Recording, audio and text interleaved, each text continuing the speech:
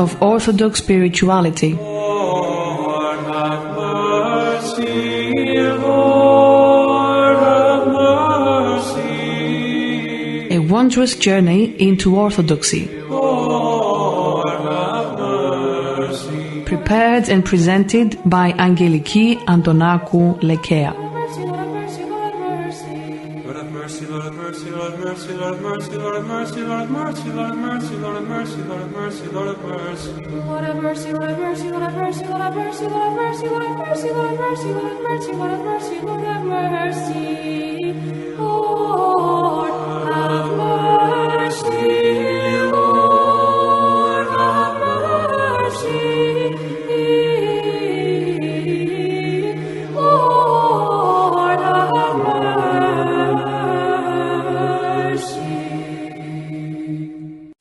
Hello, dear listeners. We are continuing to read from the book Spiritual Awakening, the second volume in the series Spiritual Counsels by Saint Paisios. Chapter 5, Self-offering provides divine oxygen. People tend to forget those who suffer.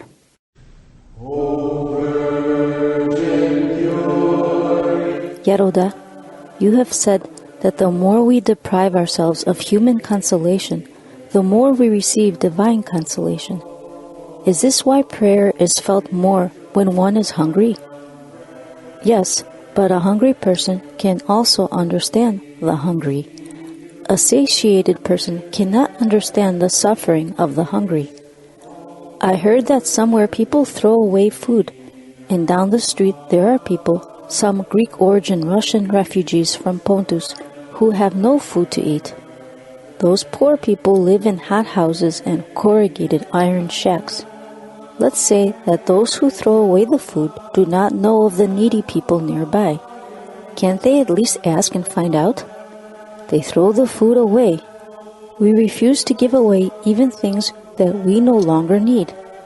It is a sin when people hold on to things they no longer need and refuse to give them away to those who really need them and are unable to buy them.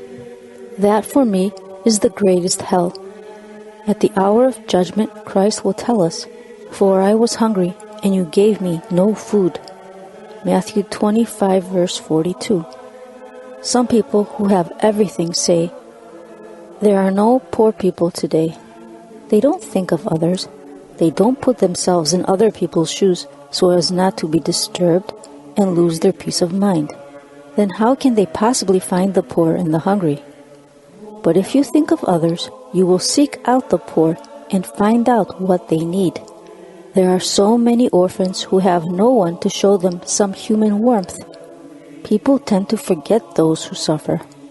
Their mind is on the wealthy who have everything, and they compare themselves with them instead of those who are suffering. If only they could think, for example, of some northern Epirotes who've been in prison for 20 years in a tiny cell simply for making the sign of the cross, then perhaps they would see things differently. It is a terrible thing. We cannot even imagine it. Do you know what it means to be in a 1-by-1 meter cell? The prisoner cannot sit up, lie down, or even stand up. As for a window, there may be a hole in the wall. It was spoken in May 1990.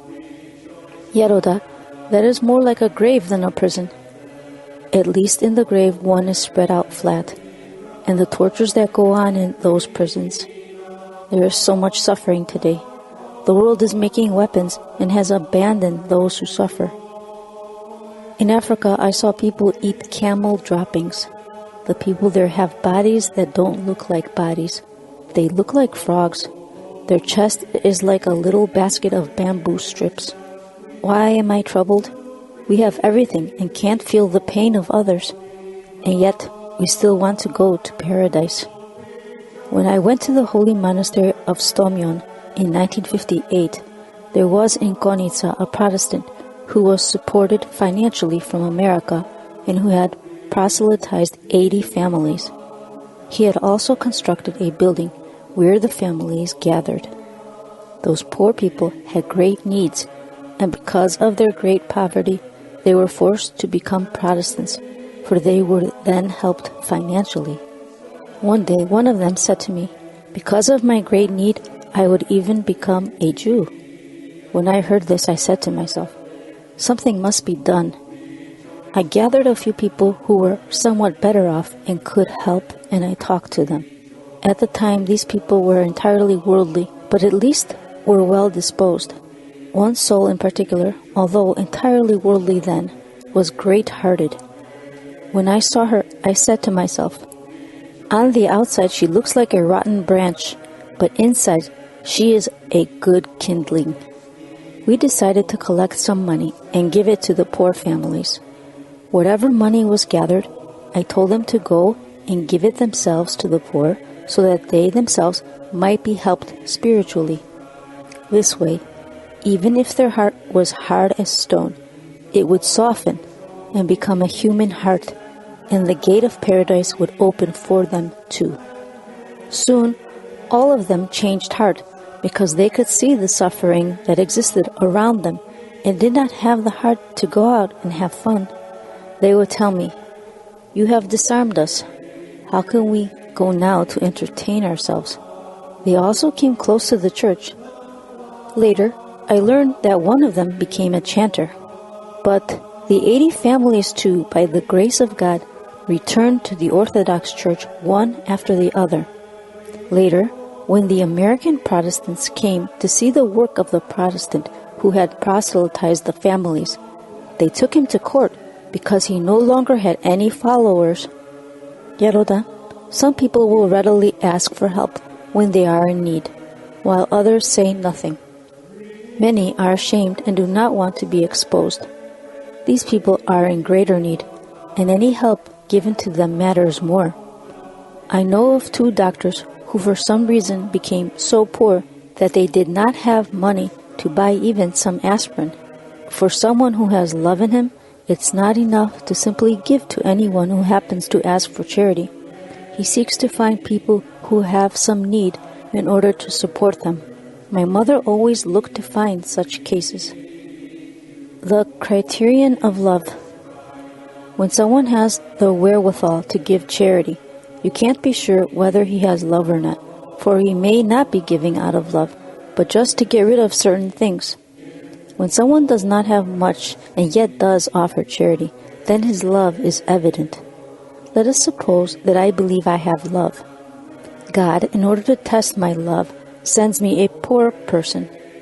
For example, I have 2 watches, a good one and a slightly damaged one, and I give the inferior watch to the poor man. This indicates that my love is of secondary quality. If I have real love, I will give the poor man my good watch. However, faulty thinking overtakes us and we say, "Why should I give my good watch to someone who has none? For him, even the old broken watch will be good enough." But when you give the old watch, then the old self still lives in you. But if you give the new watch, then you are a renewed, a reborn man, according to the gospel.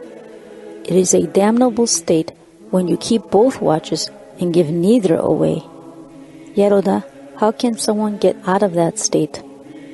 He should think, if it were Christ himself, what would I give? Certainly the better watch. This is how we can see which love is the real one. He will then make a decisive choice, and the next time give the better object.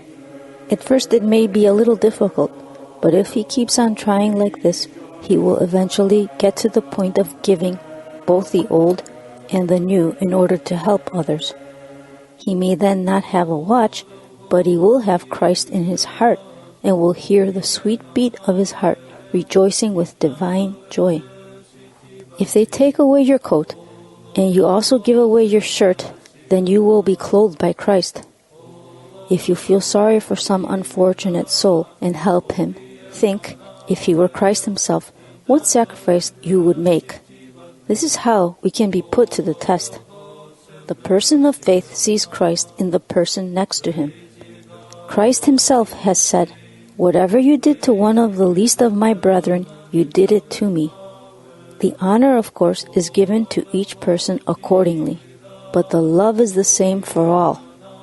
In his heart, both the highest ranking official and the poor man hold the same place, the general and the soldier. Yeroda, why is it that sometimes the person receiving help behaves badly toward his benefactor? The devil goads the person to behave badly so that we may become indignant and lose the benefit of our kindness. It is not his fault.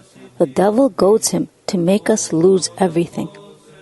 When you do a kindness, always feel that you have simply done your duty and be prepared to face temptation so that you may not lose but gain all of the good that you may have done.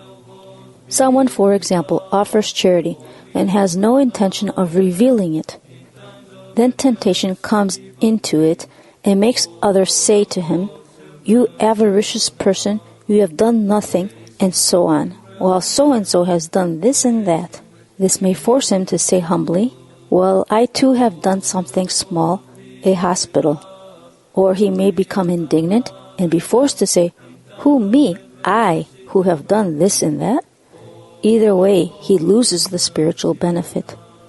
Or the devil may provoke the recipient of charity to tell his benefactor, "You are ungrateful and exploiter," and so forth, until he finally impatiently responds, "I'm the exploiter, I who offered you this and that charity, and am your benefactor." Not stopping there, he'll go on, "What an ungrateful person he is. I didn't even care if he said a thank you, but he should have at least acknowledged my kindness." But when he expects an acknowledgement, well then, there goes the spiritual benefit, and everything is lost.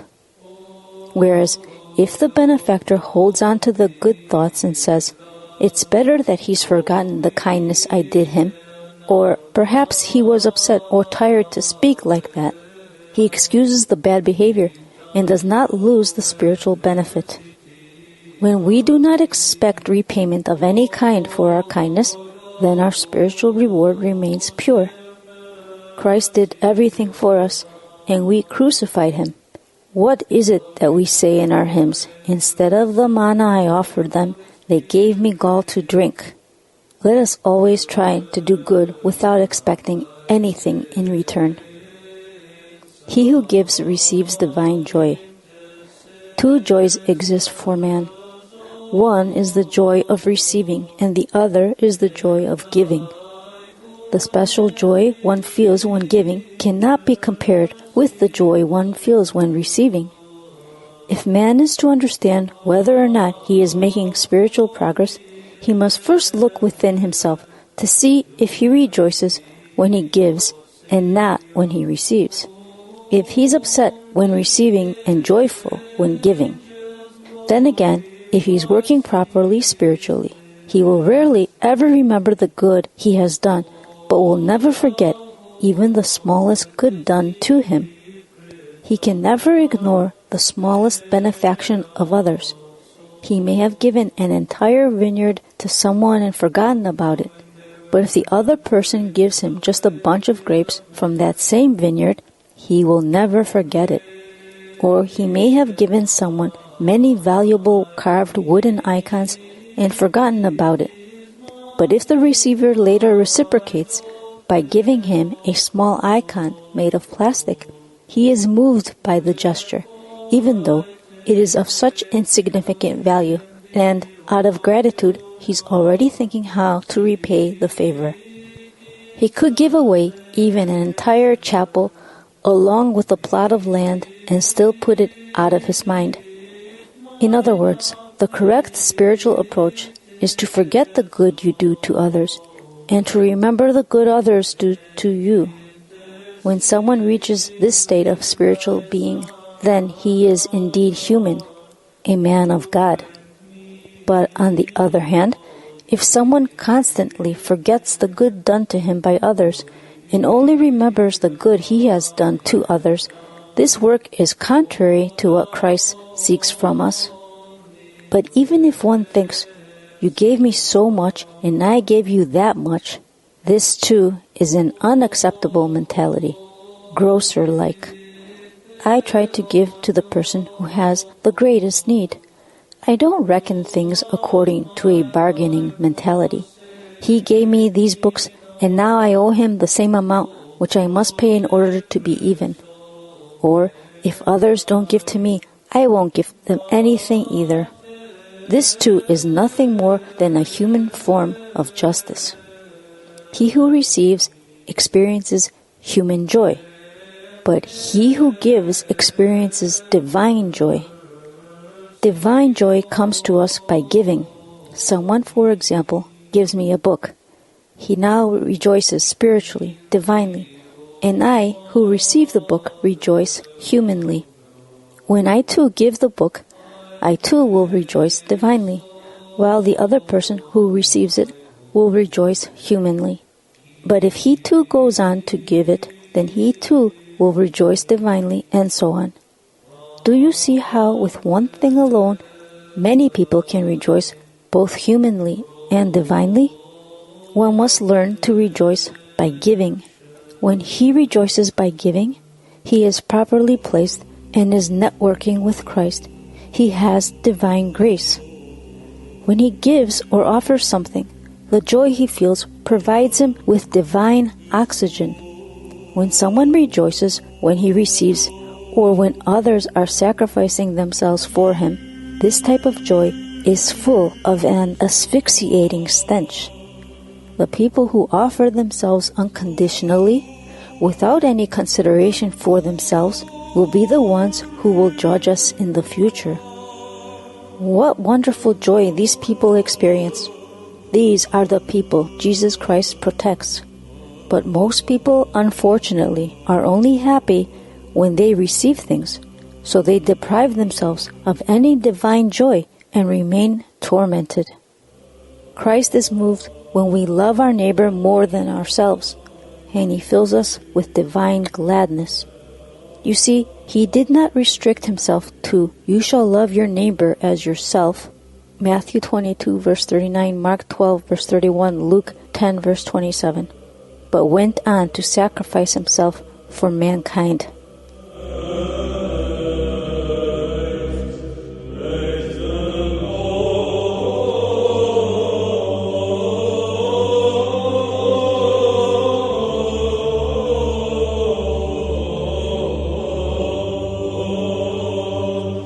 The greedy gather for others to find. Yeroda, there are two little brothers. The younger one gives, but the older one does not. The parents must teach the older child how sweet it is to give. If the older boy works on this, he'll become better and will have an even greater reward than the younger one who's giving by nature. Yeroda, how can someone get rid of having a closed heart, of his difficulty in giving? Why, are you stingy? I'll throw you out. Even with your obedience, for example, if you are in charge of hospitality, go receive a general blessing to be able to give.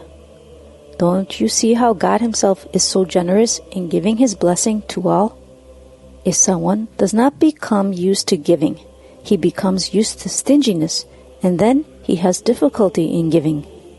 The greedy person becomes a kind of piggy bank, gathering for others to find. But he loses the joy of giving and of divine reward. Once I told a rich man, "Why do you hoard your money? You have no obligations. What will you do with the money?" "When I die, it will all remain here," he told me. But I told him, "I give you a blessing to take it all up there." "It will all remain here," he said again. "Let others take it when I am dead." "Of course the money will all stay here," I said to him, "but the point is for you to give it away with your own hands while you are still alive." There is no more foolish person than the greedy one, who constantly amasses money and lives in deprivation, only to finally buy his way into hell with his hoarded money. He has lost it all because he doesn't give, and loses himself with material things, and then he loses Jesus Christ. The miserly person becomes the laughingstock of others. There once was a rich landowner. He owned many fields in the country and apartments in Athens, but was very stingy. Once he prepared a large pot of bean soup for his workers in the fields, but it was very watery. In the past, field laborers worked from sunrise to sunset. At noon, when they stopped working to rest a little, the rich man poured the soup into a large pan, and the workers gathered around to have lunch. Sometimes they caught a bean in their soup, and sometimes only some broth. One of the workers, who was a teaser, put down his spoon, stepped to the side, removed his shoes and socks, and pretended to climb into the soup pan. "Hey, what are you doing?" the others told him. "I was thinking of climbing into the pan to try and catch a bean," he told them with a smile. That's how stingy that landowner was. For this reason, it is 1,000 times better for one to be wasteful than miserly. Stinginess is an illness, Yaroda. A very grave illness. If stinginess takes hold of a person, there is no greater illness. It is good to be thrifty, but one must be careful not to be gradually overcome by the spirit of stinginess. Yaroda, some people are so stingy they'll even deprive themselves of food. Only food? There was a rich merchant with a large variety store who used to slice flat matches into 3 parts so he wouldn't waste them. A very rich woman had a sulfur candle. By maintaining burning coals, she used the sulfur candle to light the fire so that she would not have to use a match. And she had houses, fields, and much property. I am not saying that people should be wasteful, but at least an extravagant person will more readily give you something if you ask for it. If someone is mean, he will be too stingy to give it up. Once there were 2 housewives in the neighborhood discussing salads and vinegars, and one of them said, "I have very good vinegar." One day the other poor woman needed some vinegar and went to ask her neighbor for some. "Look here," the other said, "if I were to be giving it away, I would not have now this vinegar of 7 years. It is good to be thrifty, but also to share whatever we may have with those in need. Being thrifty does not mean being miserly. My father didn't hold on to any money. In Farasa, there was no hotel, but our home was like the town hotel. Whoever came to town would go to the president's house to stay. There he would be given food. Someone would wash his feet. He'd be given clean socks to wear. Now I see that even in some shrines, they have storage rooms filled with donated vigil lamps, and they won't say, 'We have plenty, don't give us any more.' The ones they have certainly cannot be used or sold, and still they don't give them away. When someone begins to gather stuff, he becomes so tied up with his possessions that he is unable to give them away. But if someone stops gathering stuff and starts giving them away, then his heart will gather itself around Christ without even realizing it. It is not right for a widow not to have money to buy a yard of material to clothe her children, while I am hoarding my money and my goods. How can I tolerate this? In my kalivi, I do not have dishes nor pots and pans, but I have some little tin cans. I prefer to give away 500 drachmas to some student to help him go from one monastery to the next than to buy something for myself. If you do not gather, you have a blessing from God. When you give a blessing, you also receive a blessing. One blessing leads to another. In wisdom hast thou made them all. How glorious are thy works, O Lord. All things shall be filled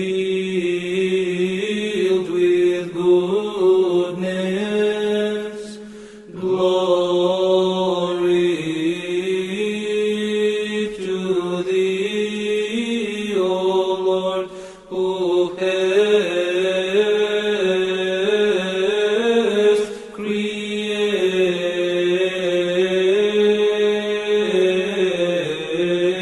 created all. Goodwill is everything. Yaroda, What about when someone asks for help and I have nothing to give? When I wish to give charity and I have nothing to give, then I do charity with blood. Someone who has wealth and gives material help experiences some joy, while another who has nothing to give suffers constantly and is humbled, saying, I have not given any alms. Goodwill is everything. A rich man has the ability to give and does not give. A poor man wants to give, but does not give because he doesn't have anything to give. The one case is different from the other. If a rich man gives, he will experience a certain degree of joy. The poor man suffers. He wants to give some alms, but has nothing to give, and so suffers inside. Whereas if he had something to give, he would give it and not suffer. Goodwill shows in our actions. If someone asks alms from a poor person, and this poor person, even though deprived, offers something, regardless of whether the other person goes out and drinks ouzo with the money given, then the poor man who gave will have spiritual joy, and God will guide someone else to provide him with material help. Do you know what great injustice is done sometimes? One person gives all he has in order to help, and the recipient rationalizes the gesture to his liking. Geroda, what do you mean? Suppose that someone has just 5,000 drachmas in his pocket. On his way he meets a beggar and places all the drachmas in the beggar's hand and leaves. The beggar then sees that he has just received 5,000 drachmas and is very happy. At that same time, another very rich person passes by, and seeing that the other one gave 5,000 drachmas to the beggar, he reasons to himself, for him to be giving 5,000 drachmas at a time, one can only wonder how much money he must have. Certainly, he must have millions. So the very rich man gives 500 drachmas to the beggar and eases his conscience with the thought that he has done his duty. In fact, the first man only had the 5,000 drachmas, and seeing the beggar, his heart was moved by compassion to give him all his money. If the rich man had also worked spiritually, he would have had the good thought to reason accordingly. Oh my goodness, he gave the beggar everything he had. Or maybe he would have said, he had 10,000 and gave 5,000 drachmas to the beggar. But how can he have any good thoughts about this matter when he does not work at all in a spiritual manner? He simply reasons and says, for him to be throwing his money away like that, he must be raking it in. Some people again, while giving 500 or even 1,000 drachmas to a poor person, will start bargaining over 5 or 10 drachmas with the poor laborer who works for him. I can't understand this. You give 500 or even 1,000 drachmas to a stranger, and the person you have beside you, who helps you, you allow to go hungry? This is the person you are obligated to love and help first. But it seems the charity offered by such people is only done to earn praise from others. They will even take someone to court over 1,000 drachmas simply because they are thinking in a worldly way and do not wish to be taken for a dupe. A devout woman related an incident to me in 1958. She wanted to buy a load of firewood from an old lady who had traveled 3 hours to bring it from a forest to town. In fact, that particular time it had taken her 3.5 hours because she had to circle around the lookout post to avoid the forest patrol. How much is the wood? The woman asked. 15 drachmas, the old lady replied. No, it's too much. I'll give you 11 drachmas for it. She then went on to tell me, I bargained with her like this so that people will not take us spiritual people for fools. After that, I gave her a piece of my mind, a thorough dressing down. That poor old lady had 2 animals and had spent 2 days gathering the wood in order to make 22 drachmas. Instead of offering an extra 20 drachmas for the wood, the greedy woman tried to bargain the price down for just a few drachmas.